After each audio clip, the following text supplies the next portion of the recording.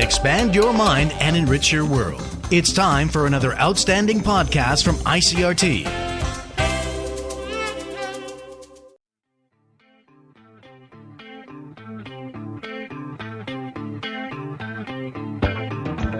Hello and welcome to another podcast edition of Taiwan Talk. I'm Keith Menconi.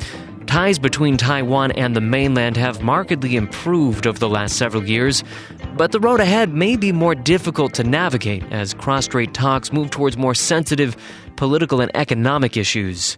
As this cross-strait drama unfolds, many are wondering what role the United States is going to play.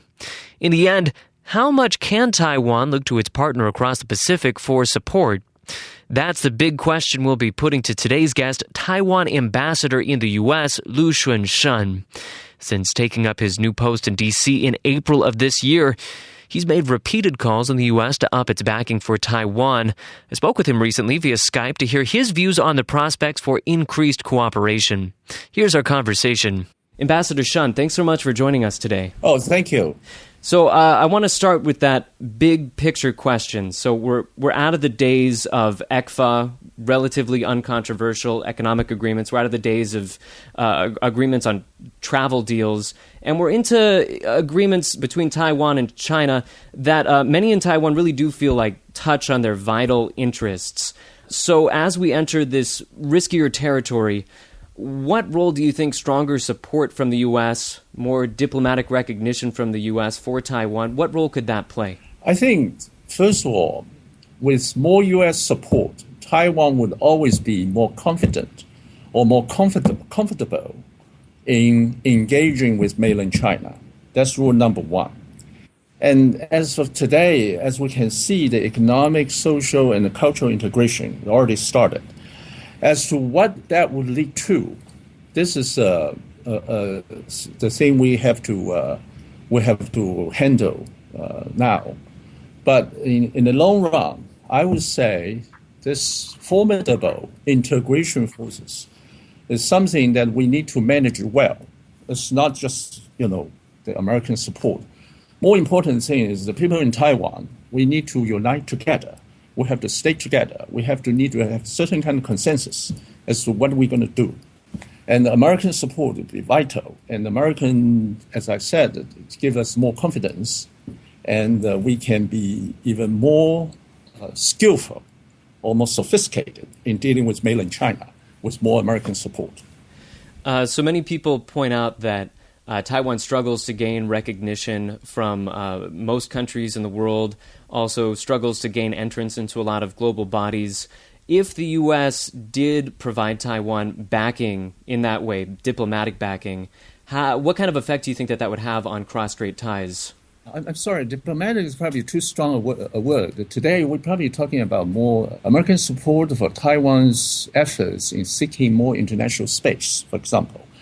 And this is in our mutual interest because it's also in the interest of the rest of the world. For example, we hope we can join ICAO, International Civil Aviation Organization. It's not only because of our diplomatic interest. It's because the Taiwan airspace or the Taipei FIR, the Flight Information Region, so we accommodated about 1.3 million flights a year. So we need to be included in the international system. And this is not just diplomatic. This is probably something even more functional, is air safety and air security. So if Taiwan can be like a normal member of the international community, probably not even as a member of the UN, but as an observer to so many UN or specialized agencies, that would help everybody. That would also help mainland China because, as you know, today, every week, there are about 1,656 direct flights between two sides of Taiwan Strait. So we have to take all these things into consideration. And so U.S. support is not just for Taiwan, it's also in U.S. interest, also in the interest of the rest of the world as well, even in the interest of mainland China. So we're trying to work out the win-win-win situation. I want to move now more in the direction of trade. Now, you've made trade a big focus of your tenure in this office. You are hoping that Taiwan can gain entrance into the Trans-Pacific Partnership, the massive regional trade agreement. And you've also said that Taiwan would welcome a bilateral agreement between the U.S. and Taiwan. So why do you think that now is a time where it's really important for Taiwan to start upping its efforts to enter these kinds of trade deals? I think, for Taiwan's interests, our number one competitor, let's face it, is South Korea. You know how many FTAs South Korea has concluded. According to my knowledge, they have already concluded 8 FTAs covering 55 countries altogether. And Taiwan so far has only 2, if you do not include the one with mainland China, the ECFA. So we have a long way to go. I used to say, if you don't have FTA, even when you try to sell instant noodles, you probably would suffer from a disadvantage. Because I was in London, served for quite a few years in Europe, because South Korea has a FTA with European Union. So their instant noodles can enjoy duty-free. And our instant noodles probably have to pay a tariff between 5 to 6%. So even for instant noodles, if you can't compete with South Koreans, and this is just one example, there's so many electronic products, we have to also take into consideration. So this is vital for Taiwan's economic interest and Taiwan's future. So we hope it's not too late. We just get started. So we hope we can join TPP. So within TPP, everyone can enjoy equal tariff. We don't mind about equal competition, to compete on equal footing. But now it seems, politically, we already suffer a lot of disadvantage because we are not a normal member of international community. It's not like South Korea, they have their own citizens at UN Secretary General. They enjoy all kind of full membership in all international organizations, almost. So economically, we cannot just stay here, do nothing. We have to catch up. And today, it's not just with South Korea. In the other Asian regions, they have this regional economic framework. And if Taiwan being cut out from this regional international economic framework, our survival and our future will have a lot of problems. So this is why we now make a lot of efforts in trying to get into the system. Of course, we need to do something ourselves. Taiwan itself also need to address more of our own issues, trying to liberalize more of our own restrictions or regulations so as to attract even more foreign investment into Taiwan, and also to make Taiwan a interesting and attractive partner in this international or regional economic framework. And so I think we have all the very strong economic fundamentals. Given a fair opportunity, I think we can do well. You mentioned that there's kind of a growing group of bilateral, multilateral trade agreements around the world, and maybe the one area where Taiwan has made its biggest advancements in this regard is with China.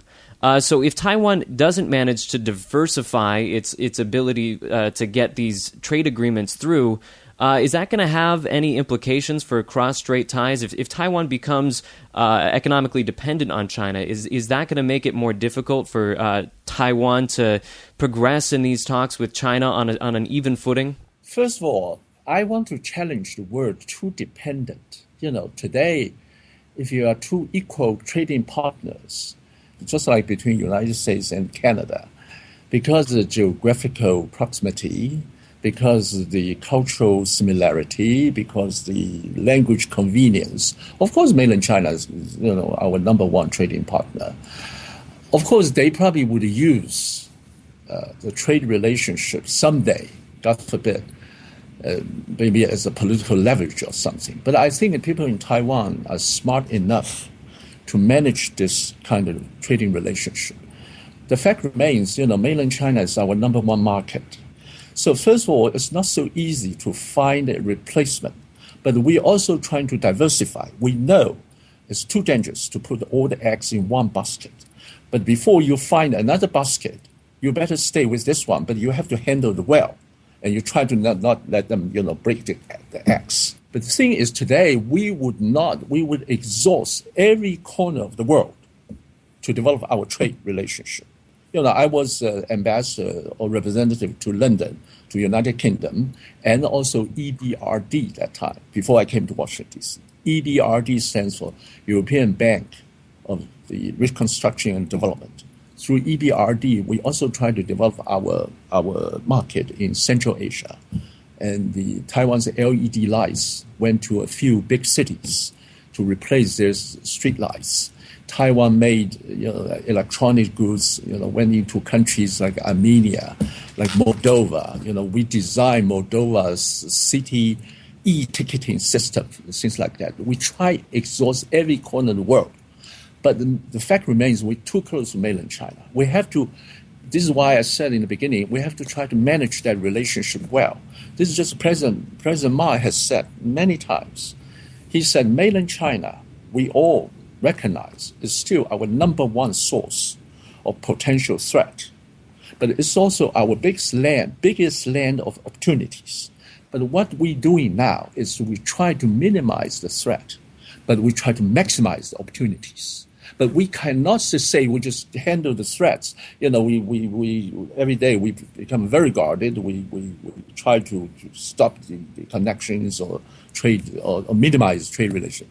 On the other hand, we try to maximize the trade opportunities and other opportunities. And this is what we need to do. This is the government's responsibility. The government cannot turn blind eyes to one side and not look at the other side.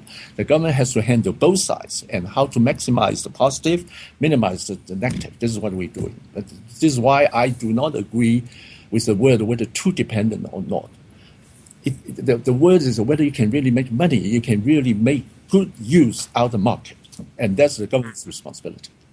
A lot of folks in America have pointed some of the barriers to Taiwan's entrance, and you mentioned this earlier in the interview yourself, that a lot of people are hoping that Taiwan is going to liberalize its economy, open up its market. Other people have said that the fact that Taiwan hasn't been able to pass certain trade agreements, especially the trading goods deal with China, some people might see that as a negative. That might make it more difficult for Taiwan to enter these trade agreements. In your view, what do you think is going to be the biggest barrier for Taiwan to move forward in these talks? Is it those things, or is it the elephant in the room? Just China might not look too favorably on that and might pressure against that happening. As a humble person, I would always say first we have to look at ourselves whether we have done enough liberalization. Okay, once we have that, once we make ourselves attractive, as I said, we already have very strong fundamentals. If the people think Taiwan is such a good trading partner, we have very good products with cheap price, and so that's number one. And then I would say with mainland China, to tell the truth, based on my experiences, it's always easier if you already have had something with mainland China. Because, let's face it, today's world is very realistic. People would say, the other country would say, how about with mainland China? If they think we already have had something with mainland China, and that would make things easier politically or diplomatically for them to pursue a similar thing. If we don't have this thing, if we have a lot of problems with mainland China, so then the other countries probably would not go that far. They don't want to take a risk. They don't want to, even though they want to be good, having good trade relations with Taiwan. But so having something with mainland China, especially in economic terms, already having something with mainland would be conducive, would facilitate better of our economic relations with other countries. Let's face it. So I hope there's no dispute there. This is probably just a very simple formula. Nobody likes mainland China becomes a stumbling block, and this is why I said we have to manage it well. We have to maximize the trade opportunities with mainland China and make mainland China at least let other countries see we already have had something with them, and so make things easier for Taiwan. Hopefully someday we'll be like South Korea. We also have 8 FTAs covering 55 countries, but starting with China. What's wrong with that? So with mainland China today, I know Taiwan has, this is why I said in the beginning, Taiwan needs to have a more domestic consensus or more or less about how we're going to handle. This is not just an economic issue. This is not just relations with mainland China. This is about our future. This is about our next generation. And we have to try to cover all fronts. As I said, we did not even ignore the market, even in some distant countries such as Moldova, such as the Central Asian, former Soviet republics. But the facts remain that mainland China is only 90 miles away. The facts remain that every week we have 1,656 direct flights with them. The facts remains we already outnumber Hong Kong as the largest source of external flights into mainland China. The facts remain that we already have 390,000 intermarriage couples between two sides. You have to face all these realities. You cannot say to mainland China, we don't like you. You have to try to manage it well. And you need to invoke American support, and not just American support. We hope we can get European support as well, Japanese support, sympathy, endorsement to help us manage this relationship. A little bit earlier in the interview, you were talking about managing the balance between the risks and opportunities in the relationship with China. Do you think that the U.S. has any role to play in helping Taiwan manage that balance? How can the U.S. help? I hope that, first of all, we hope U.S. can continues helping us to get into more international organizations. Sometimes we know because every international organization has its own charter. It's probably difficult to become a member, but at least we hope we can become an observer. At least we can know what the international organizations are doing. This is very important because Taiwan, as a part of the world, we have to know what the new international standards or international regulations are, so as to adopt them to apply into in our domestic regulations. And the American support will be indispensable in helping Taiwan to become a part of the world. And as I said, to let Taiwan have an equal footing, an equal basis to compete with the rest of the world. And then, as I said, American support will make Taiwan even more confident in engaging with mainland China. So our continuous access to American-made defense articles also very important. This is why I said, as President Ma said, on one hand we have to recognize mainland China is still our number one source of potential threat. We have to try to handle that as well. We need to defend ourselves. So we need to continuous access to American-made defense articles. And on both ends, I think we're doing okay. But, as you know, today is very much also in Taipei's news media. We hope we can get American help to either to buy submarines, but Americans no longer produce diesel submarines. Or we hope Americans can help us to make our own submarines.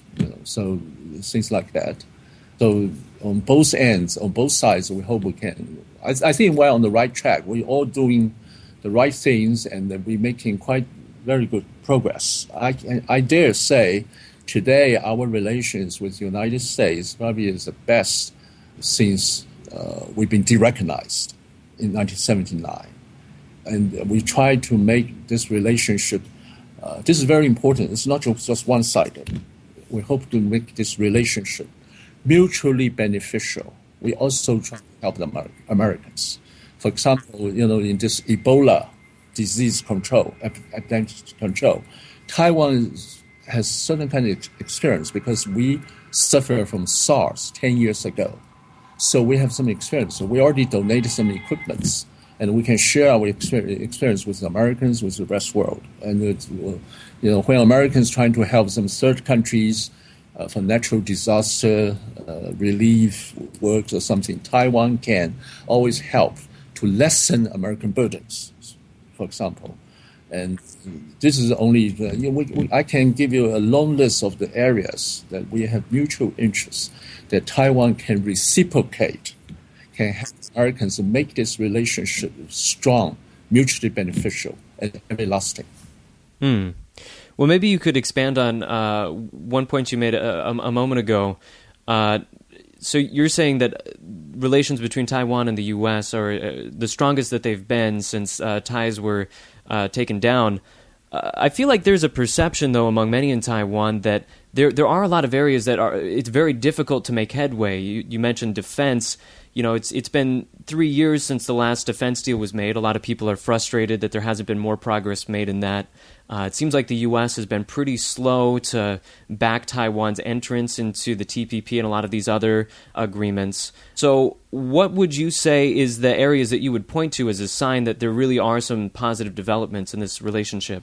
I think, I think I need to clarify something. It's not that every year you spend a lot of money buying American-made defense articles becomes a symbol or a must for Taiwan's defense needs. I think we have to spend our money in a smart way. So it's not, don't you think we have already bought enough American-made defense articles? I think we have bought a lot.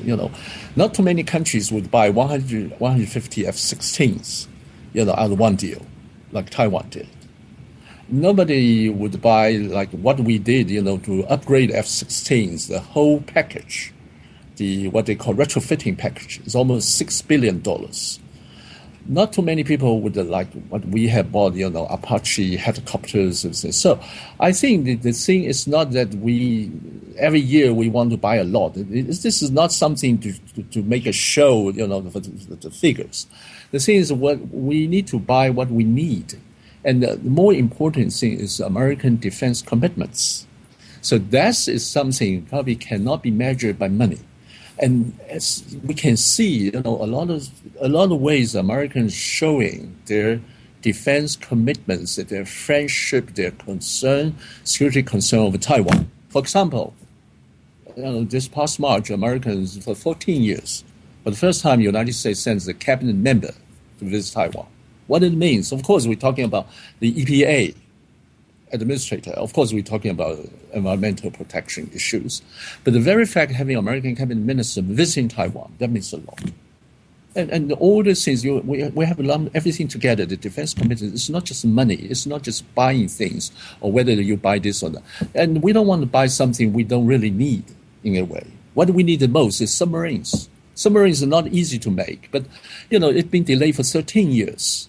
Even though we in the past we bought so many things, but we don't have submarines. You know how many submarines the PRC, the mainland Chinese Navy, has, and how many we have. And sometimes it's probably not just for submarine, not for the military defense or whatever. It's simply because now out of our 4 submarines, 2 of them are made by the U.S. They were made in 1943. They're already too old. They're already 71 years old. You don't want your boys to serve on submarines that are already 71 years old. So we need some new submarines. So we need to work on that. So this has got nothing to do with whether we're buying this thing or that thing this year or next year. We're buying the things we need. And it's even more important, as I said, sometimes the defense commitments there. This is even more that we can maybe preempt some, God forbid, someday if the other side wants to do something stupid. But defense commitments, even without, you don't need to fire a shot. You can stop that. You can prevent that. You can preempt that. That's probably even more important. And that's what we're doing now. So this is, I hope I can enlarge the perspective or the background of this issue and to get every factors in. It's not hardware, sometimes software, policy statements, policy gestures. They are equally important. So, of course, nobody knows the future. Nobody knows what's going to happen. But if you were looking into a crystal ball right now, what might you expect about what kind of developments we might see between the U.S. and Taiwan diplomatically in the coming years, coming months? I would say, as you can see, the U.S. relations with Taiwan will become, I'm very confident, will become stronger and stronger. We hope we can have almost everything except for nominal diplomatic recognition. Because diplomatic would be very difficult, that involves not just diplomatic, it involves, almost our national status, things like that. So, but we hope we can have everything except for nominal diplomatic recognition. But even for now, I can say that we probably have something even better than a normal country having diplomatic ties with the United States, because our trade relationship, because our other security relation, cultural exchange. Even now, we already have had a very strong fundamentals in many areas. But how do we combine them together to make Taiwan? Again, you look at the ranking of U.S. trading partners. You would find that actually without diplomatic recognition, it doesn't make that much difference. Taiwan last year, as I said, was number 12, and you have a long list. You have 220. You're trading with 224 countries and territories in the world, and I usually compare Taiwan with European countries, and we are also compared with European countries. Can you imagine only 3 European countries out of 28 EU member states are bigger than Taiwan as a trading partner to the United States? United Kingdom, France, Germany, that's all. We're bigger than Russia or Australia as a trading partner. Last year we were number 12. If I remember correctly, Russia was number 22. Australia was number 24. You know how big they are. And so this is something I think we need to take these fundamentals and to let American people know. A lot of people think Taiwan is too small. It's a tiny, dinky, remote island. But I'm always saying Taiwan is too big to ignore. So in terms of TPP, it's not what we're begging you we want to join. We're knocking on the door. We're banging on the door. It's TPP because Taiwan's big economic powerhouse that someday you have to invite Taiwan to join. And in that regard, I think Americans, so many American people or American government officials already have seen that. This is why in some of the ranking officials in the Senate hearing already said the United States welcomed Taiwan's interest in joining TPP. Because it's too big to ignore. You have to include Japan, Korea, mainland China, fine. But Taiwan, you probably also have to let it come in. Otherwise, the TPP itself will not be considered complete. Otherwise, the system itself would have a lot of problems. We've been speaking to Taiwan's ambassador in the U.S., Lyu-Shun. Ambassador Shun, thanks so much for speaking with us. Thank you so much. I also enjoyed these opportunities. And ICRT, in the old days, it was American Armed Forces Radio. I listened to it as a high school kid. I usually try to learn my English from that radio. And today is an honor to be interviewed. I thank you so much as well. As always, we'd love to hear what you thought of today's program. You can leave us a comment on our Facebook page, our blog, or rate and review Taiwan Talk on iTunes. If you do make it over to the blog, we've posted a few links to articles about today's topic. Thanks for listening to Taiwan Talk for ICRT. I'm Keith Manconi.